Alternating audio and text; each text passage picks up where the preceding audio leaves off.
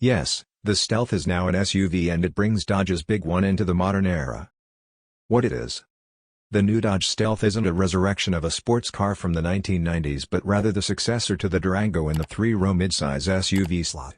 The demise of the current Durango was telegraphed when its counterpart, the Jeep Grand Cherokee, moved to the new WL platform while the Durango was left to languish on the older WK2. The Stealth will get an all-new, modern look to go with its new, old, name. SUVs are still the vehicle of choice for most buyers and Dodge was down to just one with the demise of the mediocre Journey, the aging Durango, which was introduced for the 2011 model year. Its replacement comes as Dodge actively ups its SUV game, including adding the sporty new Hornet compact SUV. The Durango name may yet live on, as it could be reinvented as a larger body-on-frame SUV that shares the Jeep Wagoneer platform. That leaves room below for the Stealth. It also shows the brand is more than muscle cars, even as the Stealth badge brings to mind the prior Mitsubishi-built coupe.